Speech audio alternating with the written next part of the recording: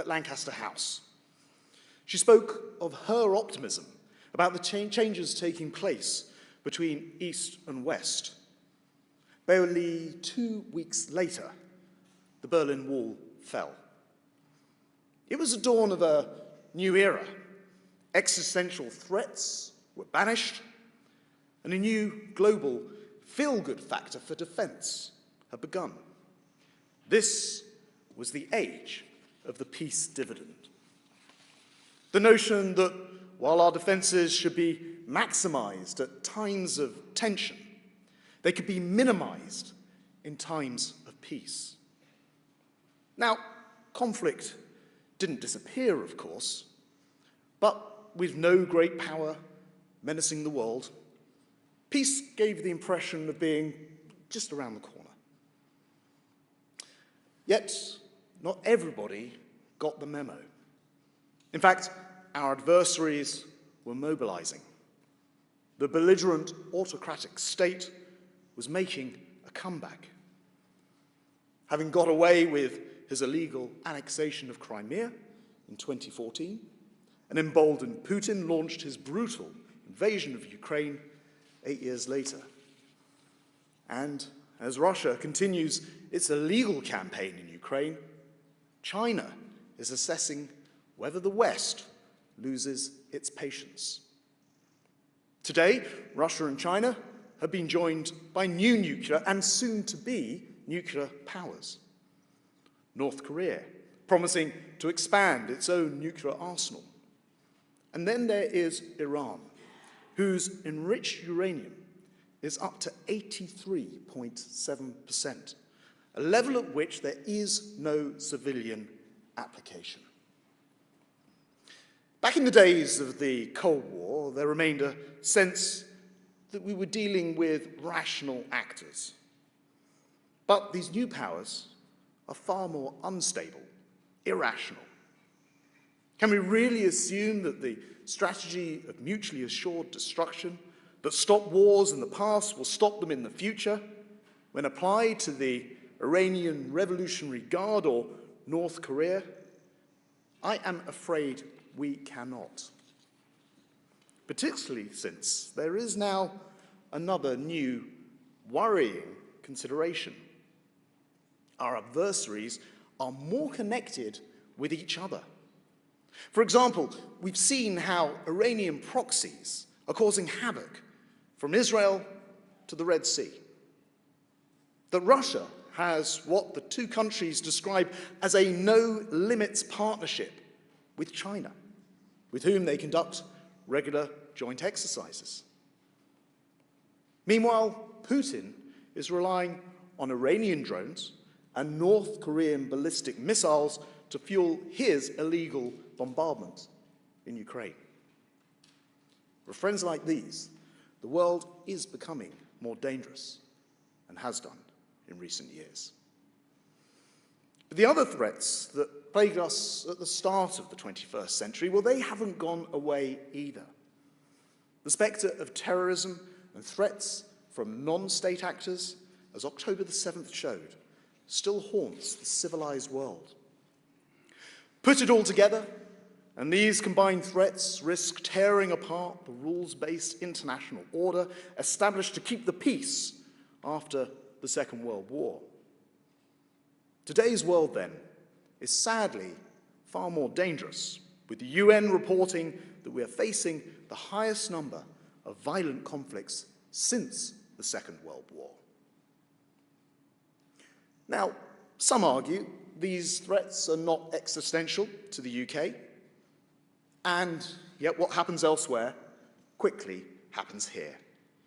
In the past few years, we've seen terrorist attacks on the streets of London, attempted assassinations in Salisbury, theft of intellectual property, attempted interference in our political processes, a cost of living crisis brought to you by Putin that's hurting families here at home. And now, our trade, 90% of which comes by sea, is the target of terrorists, proving that not only do our adversaries have the intent to target us, but they have a widening array of weapons with which to wreak havoc.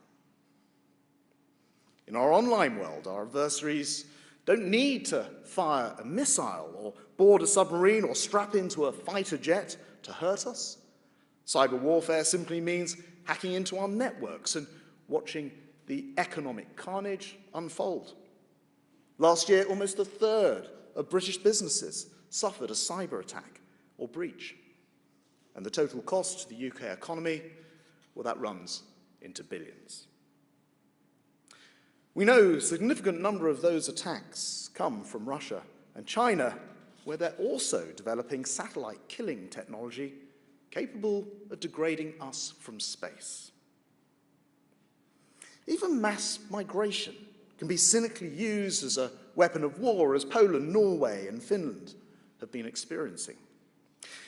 In other words, nation-states plus non-state actors with greater connections between them, plus more creative weapons, all adds up to a much more troubled world.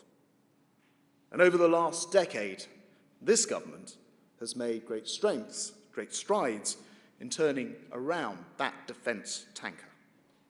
The refreshers of the Integrated Review and the Defence Command Paper have been instrumental in ensuring that Britain is defended in this more dangerous world. We've uplifted our defence spending, investing billions into modernising our armed forces and bringing in a raft of next-generation capabilities, from our new aircraft carriers to F-35s, from new drones to the Dreadnought submarine programme, from better trained troops to the creation of a national cyber force. And when the world has needed us, we have risen to the moment, giving Ukraine unwavering support and galvanising others to their cause, including with our biggest ever funding package, announced just last week. Taking action, we've worked to stamp out the global ambitions of Daesh.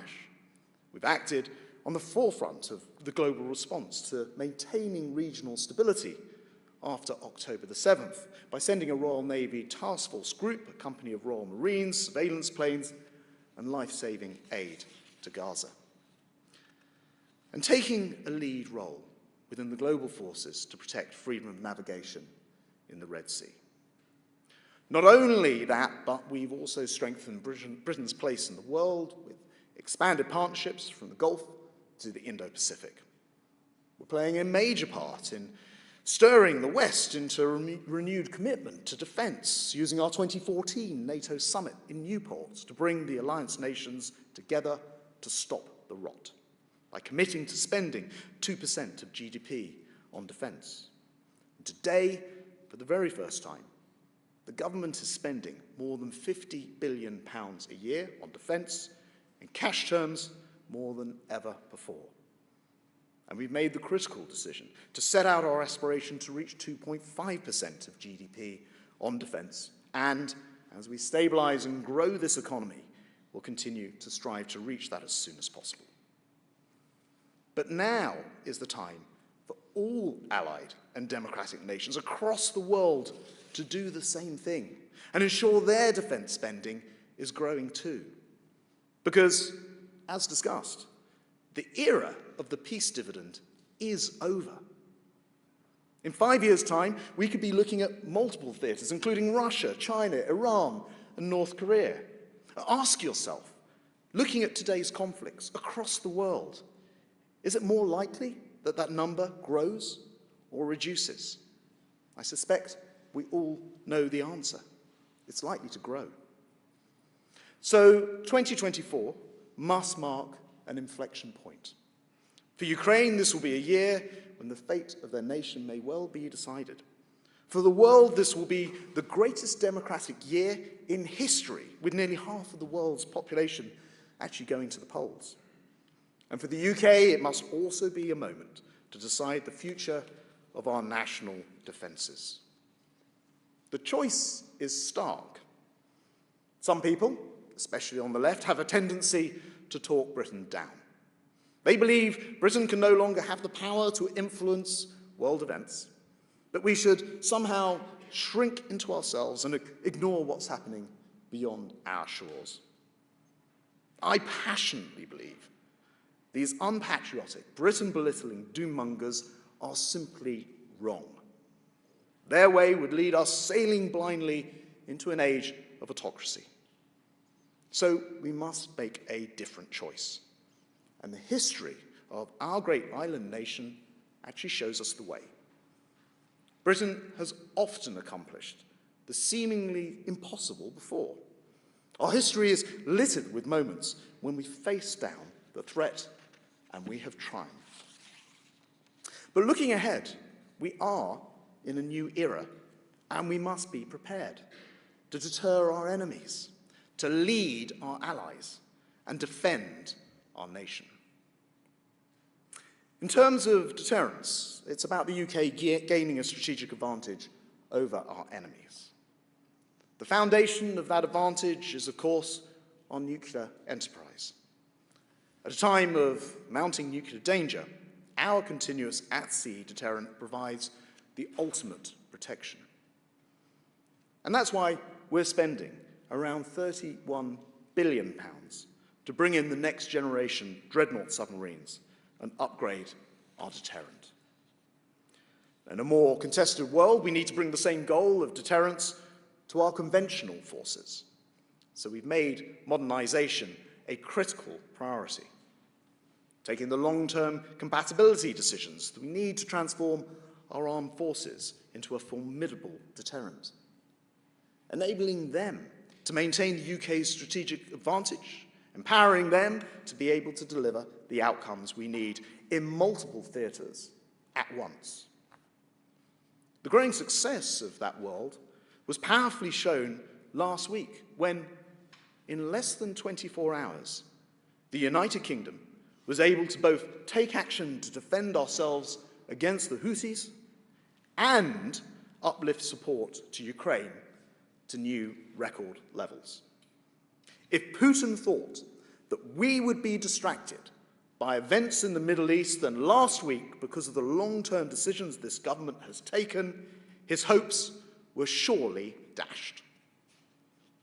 In a complex world, no nation can afford to go it alone, so we must continue to strengthen our alliances so the world knows they cannot be broken. Defense is in many ways the cornerstone of our relations across the globe. Our world-leading armed forces, cutting-edge industrial base, willingness to support our allies is the reason why Britain is the partner of choice for so many. And amongst our partnerships, NATO remains preeminent. 75 years after its foundation, today's NATO is bigger than ever. But the challenges are bigger too. And that's why the UK has committed nearly the totality of our air, land, and maritime assets to NATO. But in 2024, I'm determined to do even more. And that's why I can announce today the UK will be sending some 20,000 personnel to lead one of NATO's largest deployments since the end of the Cold War. Exercise Steadfast Defender. It will see our military joining forces with counterparts from 30 NATO countries, plus Sweden, providing reassurance against the Putin menace. Our carrier strike group will be out in full force with our magnificent flagship HMS Queen Elizabeth leading the way.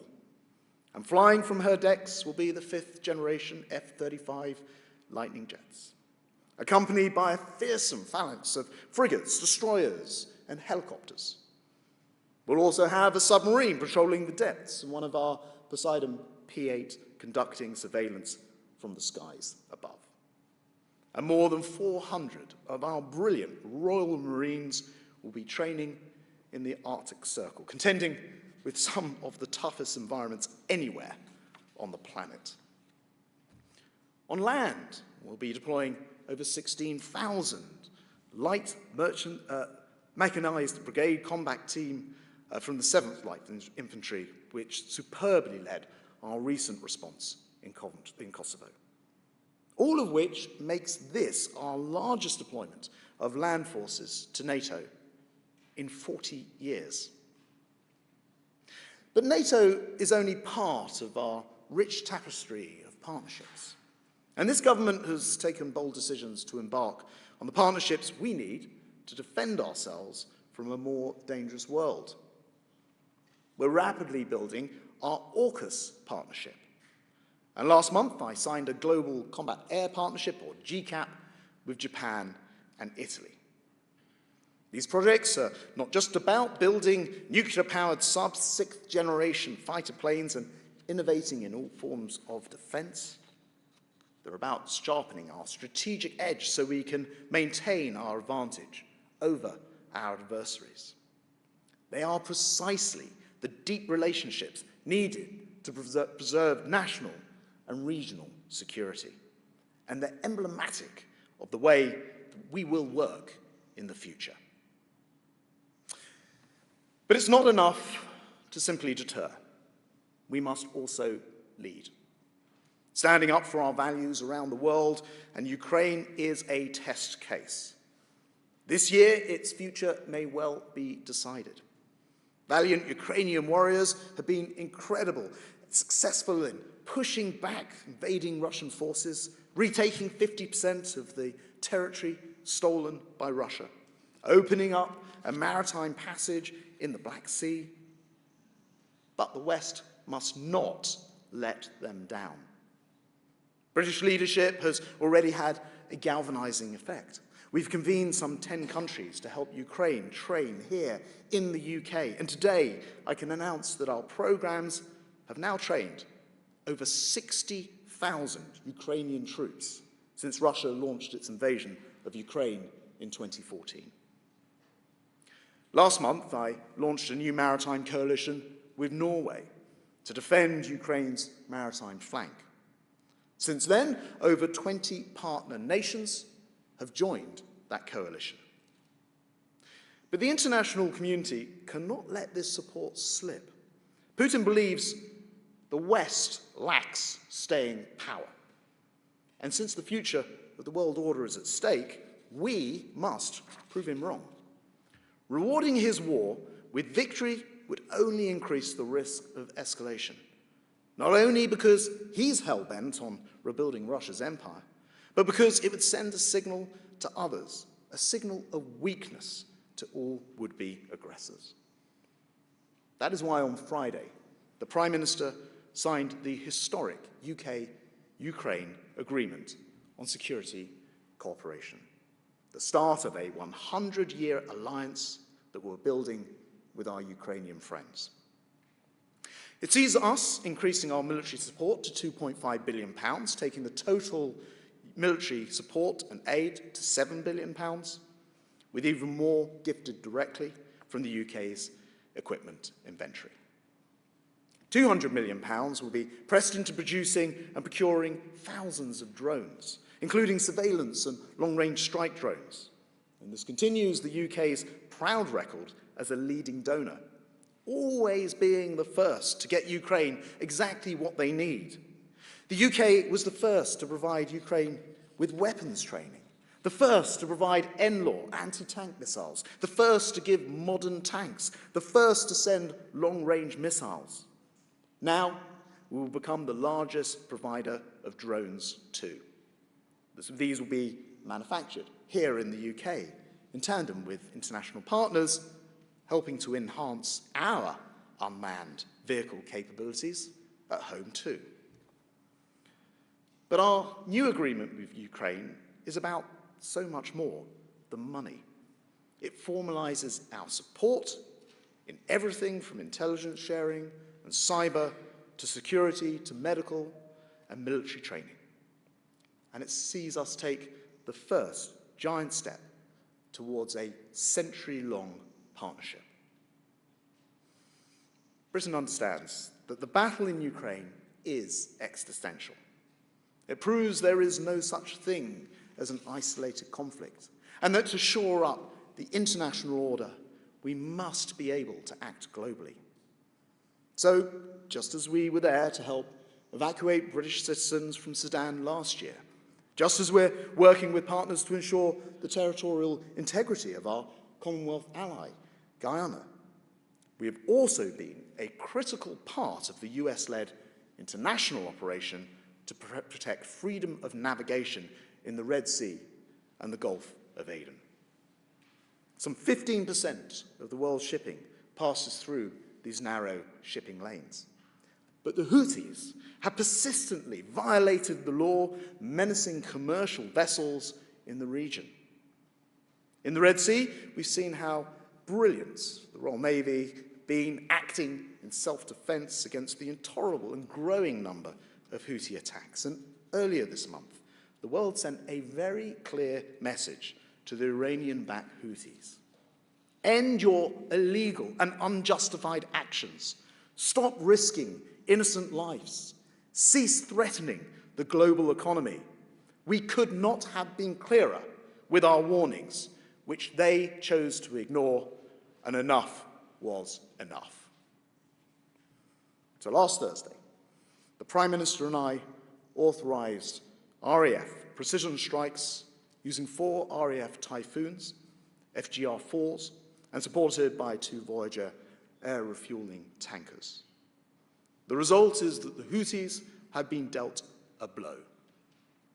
Our decisive response in the Red Sea and our uplifting support for Ukraine offer a direct blueprint for how the UK must continue to lead in the future, offering our unwavering support to our allies and in times of struggle, galvanizing global response to any malign actors seeking to break the rules-based international order, and acting decisively when the moment calls for us to defend ourselves.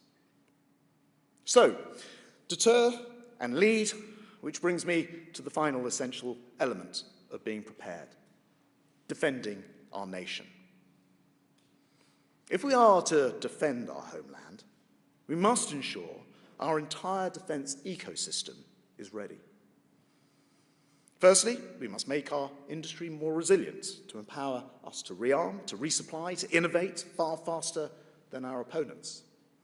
There's a huge opportunity here for British industry.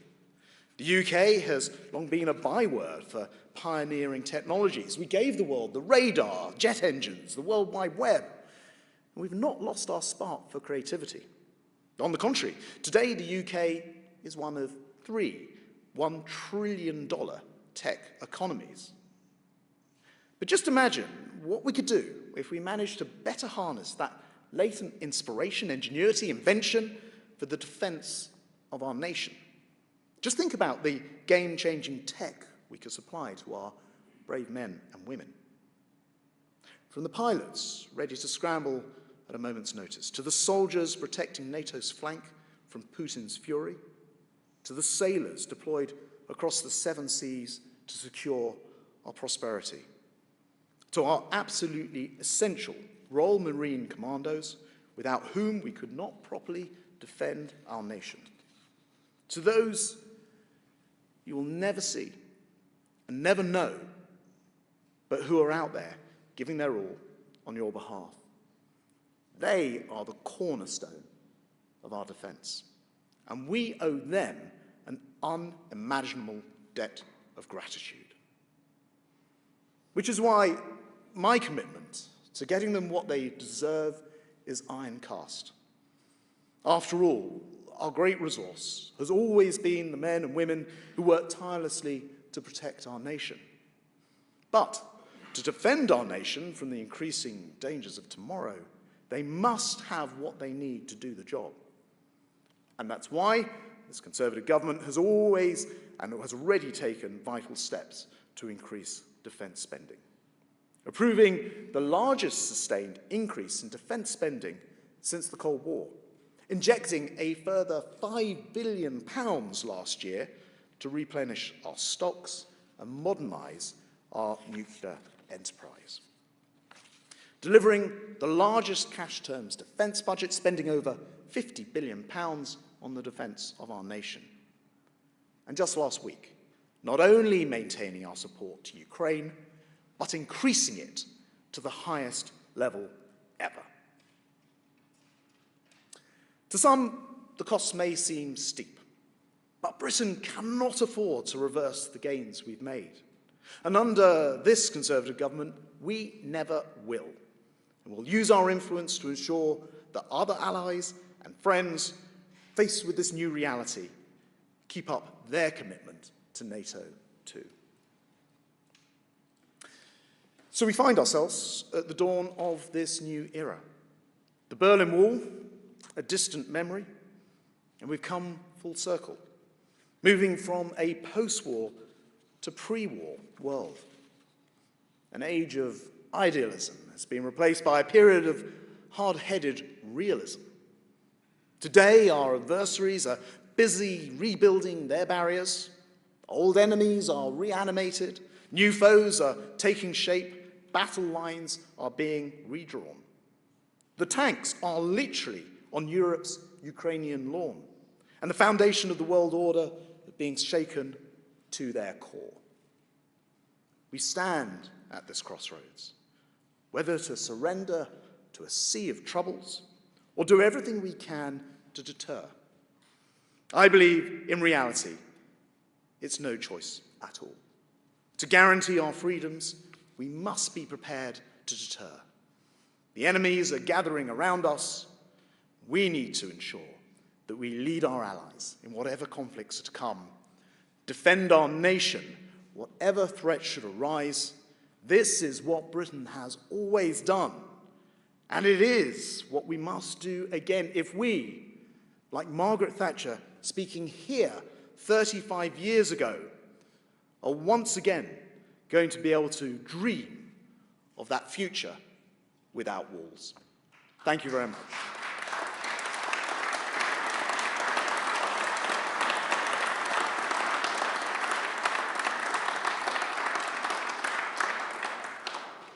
Thank you very much, and thank you very much for coming this morning. We have a number of members of the press here. I'm given a list. I'm going to go to Jonathan Beale at BBC first. Jonathan. Thank you, Secretary of State. It was a very comprehensive picture of the threats facing the UK. What there wasn't was a commitment. I mean, you've said you're spending 50 billion, but if you look at the MOD's finances at the moment, there is, according to the NAO, an 18 billion black hole in your budget. You, at the moment, are looking at retiring some ships early, at mothballing the only 2 assault ships. There is, in the words of one of your own ministers, a crisis in recruitment, and yet you're asking the armed forces to do more with less. A lot of the new kit you mentioned doesn't come online until the 2030s. So why aren't you meeting that 2.5% pledge that you say you want to meet? Why can't you do that here now? And then secondly, just quickly on the Red Sea, you say you've dealt the Houthis a blow, but it's clearly not a decisive blow. How much, do you envisage that you will have to take military action again and conduct another set of strikes in the near future? Thank you. Jonathan, thanks very much. Look, on spending, first of all, to be clear, we are spending more than we've ever spent before. We are also comfortably well over the 2% nowadays. And as I said in the speech, we are aiming for 2.5% as economic conditions allow. In other words, we've gone through a massive recapitalisation programme. And looking at our service chief sat on the front row here, each of the services has been massively recapitalised in turn.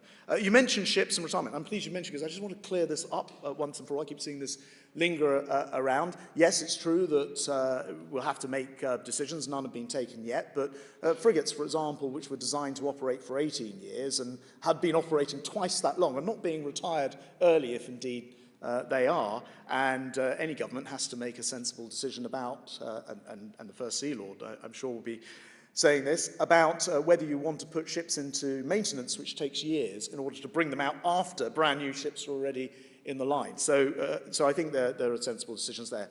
The landing ships, the LPDs, there is no decision. They are not going to be scrapped. I keep reading the story that they're being scrapped, and so that's not the case. And as ever, the Navy will make its decisions about the level of readiness for those ships. You're right about retention, and I think in some senses this is a product of having an economy which, against all the odds, particularly given COVID, has record levels of employment. and actually historically low levels of unemployment, lower than many of our European partners, for example. And so the employment market is tight everywhere. One of the things I want to do is make sure that the people we've got stay.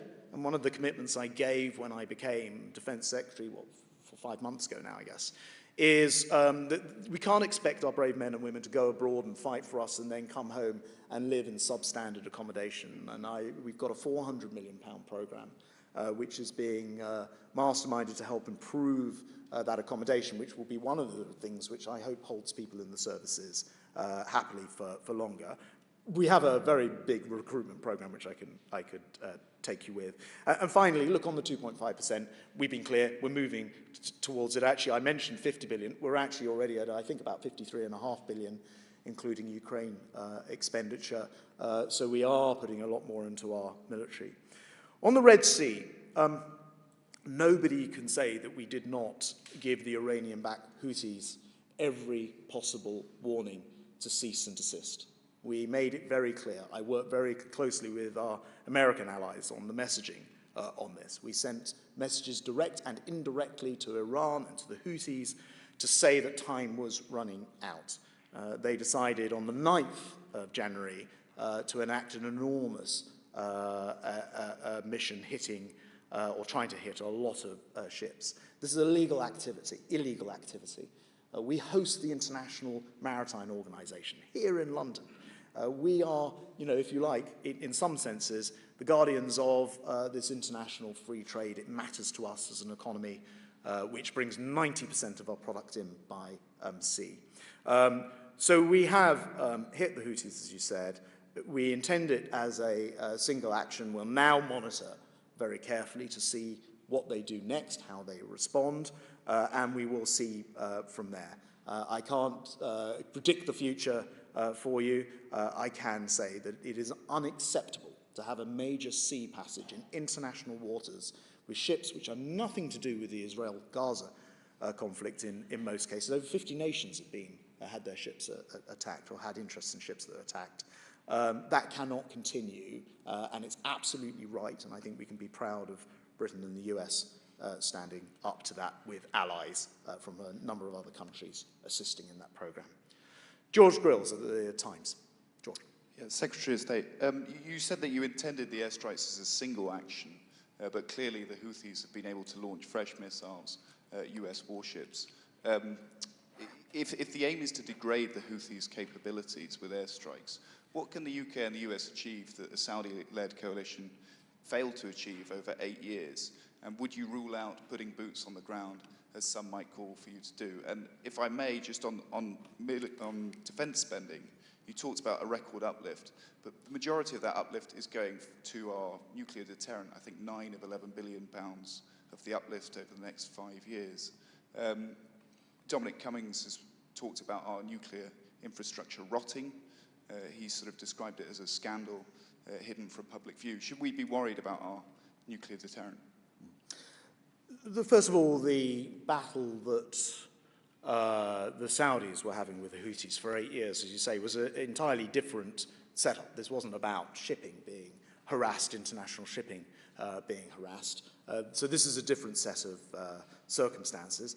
In particular, we're very concerned that Iran provide the eyes and the ears, the intelligence, the materials, the funding to the Houthis. And so there's a very clear message to Iran in this action as well. And we've got those messages to Iran both directly and indirectly. I've spoken a lot to the Saudis, and of course they have now reached a peace treaty potentially with the Houthis. This is a completely separate situation, and I want to stress it's separate from the situation in Israel-Gaza. It's 2,600 kilometers away. That is the distance involved here. So the idea that the Houthis are sometimes... So this is a very distinct action, and as I said before, we'll wait to see what happens next. I should have mentioned to John before on the recruitment question and your point about the increase in funding. It's certainly true that some of that funding is going to our nuclear enterprise, for sure.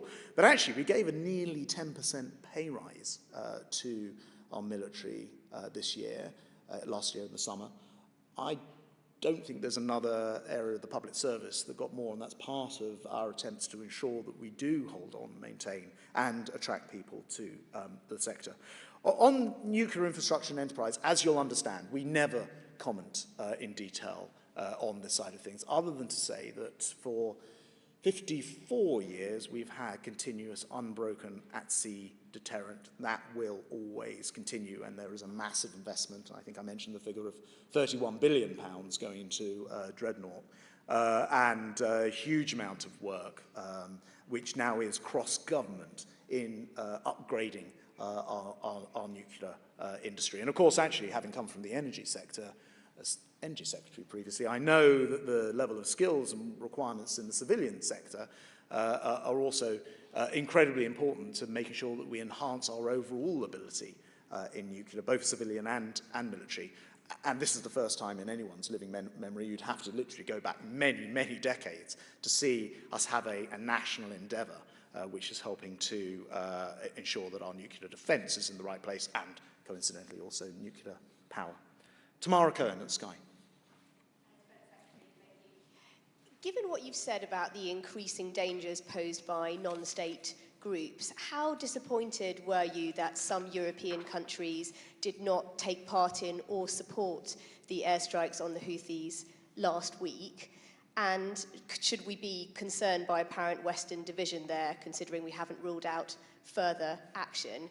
And can I also ask what your direct message is to some of Britain's allies in NATO who are still not meeting that 2% target? Well, look, on the issue of European countries, I'm in touch with all of my the major European colleagues all the time, opposite numbers. And many of them will have a variety of different reasons that make it harder for them to do what the UK does. And sometimes it's based on their constitution, Second World War, post-war settlement. Sometimes there'll be other reasons. But I haven't spoken to anyone who hasn't congratulated us on the action that we've taken. It sort of goes to the heart of the part of the purpose of my speech, which I appreciate was wide-ranging and broad brush. But it is that when it comes to it, the United Kingdom is one of those countries which has always, traditionally, and continues to step up to the plate when it is needed. And I've no doubt at all other countries will continue to support, for example, the Prosperity Guardian operation, which is a much wider group of 20-plus countries, which includes almost all the main European, in fact, all the main European powers. So, we have the facilities to do this. As I mentioned, we have a special interest in shipping, hosting the IMO. We have the ability and the professionalism to do it, and I think that's part of what makes this country's military ability unique. 2% with NATO, yes, look, I said it in my speech. It is essential. I think I'm right in saying, last time I checked, only 7 NATO countries actually spend 2% and above. We are comfortably above. Of course, we want others to share that burden. I think it's absolutely critical, and that's why I'm saying in a sort of more contested world where the threats are greater, this is an inflection moment to actually ask members of NATO to look at their budgets and to come forward with the funds which bring them up to the level that NATO is committed to spending. So I think that it is really important. Important purpose of this speech today is to ensure that the whole of NATO does indeed share that burden. Dom Nichols, Telegraph. Minister, thanks. Deter, lead, defend. So, deterrence, what's your measurement for how you know the Houthis have been deterred? What's the level of acceptable violence there that you would deem? Lead, you talked about support for Ukraine. What's your view on this idea from Estonia that if NATO members pledged 0.5% of GDP for Ukraine for 10 years, then it would that would solve a lot of the problems there? And defend, you say we're now in a pre-war world, so does that mean that that the numbers of military personnel in Britain's armed forces need to go up? Thank you. So, first of all, I'm just writing down your 3 questions. Look, on deterrent, what level of attacks? Clearly, these are international waterways. They should be free and open, freedom of navigation is an absolute principle in international law, and all civilized nations would agree with that. What's acceptable? Clearly, nothing's acceptable. What will bring action? We'll watch very carefully. We'll look at the patterns of what's happening. We'll check the capability. We'll, in particular, be interested to see those links between Tehran and the Houthis, to see whether we're monitoring whether there are shipments or whether we detect intelligence and the rest of it. So there are a lot of different factors that we'll take into account, along with our coalition partners, the Americans in particular. This isn't a sort of precise recipe, but what I can tell you is overall we've made the point very clearly that although this was a distinct piece of precisely targeted military action, we will not put up with a major waterway, major shipping lanes being closed on a permanent basis. Estonia, who are fantastic partners, we actually work very closely with the Estonians, have made a proposal, as you say, on Ukraine. I think in this country we can be incredibly proud of the support. And you think the support package that the Prime Minister announced on Friday is bigger than the two previous ones. I think both were announced under Boris Johnson. So we are really leaning in because there is such obvious read across from what happens in Ukraine, and others will look at that and say, the West just gets bored if you leave them long enough. So therefore it would become more of an open season. It's critical that we win that. How we do it, there are lots of different ways to get there. There is a group called the Contact Group, which the United Kingdom started. That's countries who support Ukraine. There are 50 countries in that group, and we are constantly working together to get Ukraine what it needs. I talked about the new announcement on drones. I'll have more to say about that later. Absolutely cutting-edge stuff. But actually, we have worked very closely on helping the Ukrainians to open up the Black Sea from Crimea to be able to export again, and that helps them to get their economy going, and with their economy going, they can obviously help to pay for more of their war efforts. So there are many different ways to assist in Ukraine, all of which deserve looking at. Look, as a post-war, and we're now effectively pre-war, I suppose you could say that at any moment, because there's always likely, sadly, in humankind to be another war. Your question was specifically, I think, about troop numbers.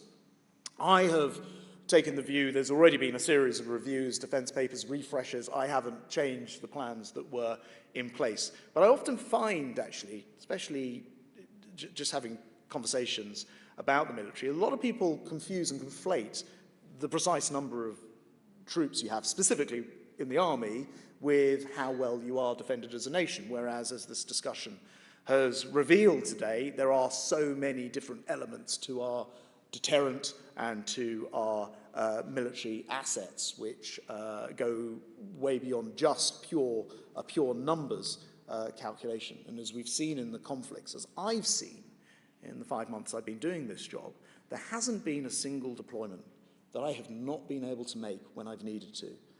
The NATO asked us to go to Kosovo. We did that. We needed to secure the Red Sea with the attacks last week. We did that.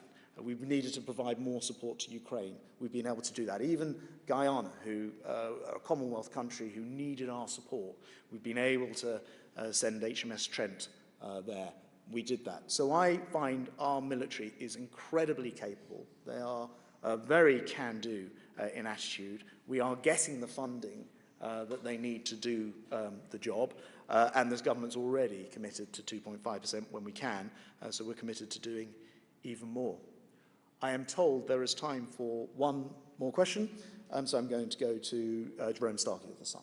Secretary of State, thank you very much. First of all, on Iran and the Red Sea, I wonder if you could give us any indication of how Iran has responded to the joint strikes. I mean, for example, we understand there was an Iranian spy ship in the Red Sea that left on Thursday morning, and that felt like an overt signal. Could you talk both about overt and perhaps discrete signals that you've received from Tehran and whether or not they are continuing to support the Houthis as much or trying to rein them back in? And secondly, on GDP, I mean, you started by, the references to Margaret Thatcher. Her government before the peace dividend, was spending around 4.1% of GDP on defence. You've been on the record as saying you think the UK should spend 3% of GDP.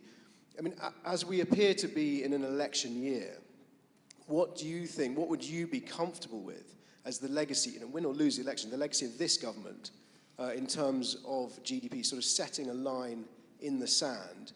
Would you be happy if they're still trying to get to 2.5, or do you think the UK should be exceeding that by the time voters go to the polls?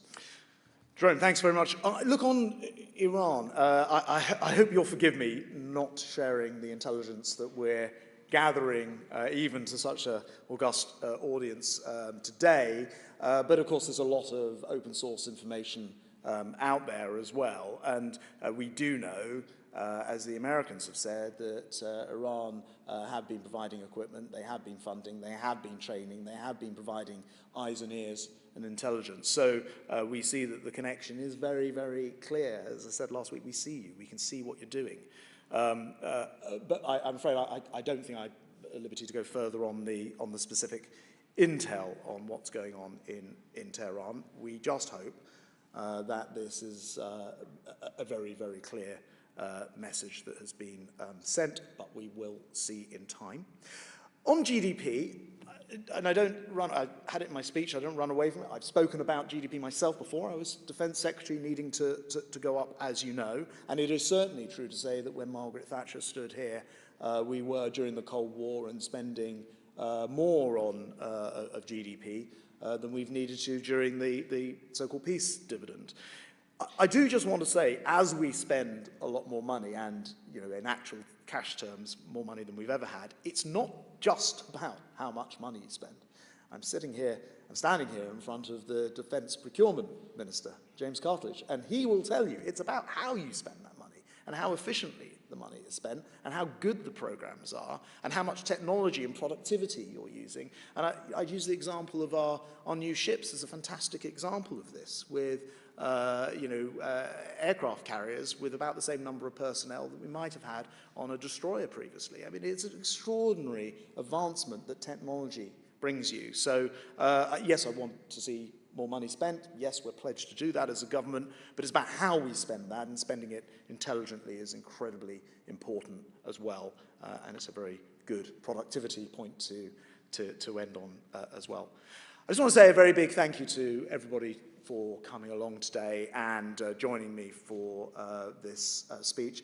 I hope that you got something from it. Thanks for our friends in the media for turning up, and I hope you have a very good day. Thank you very much indeed.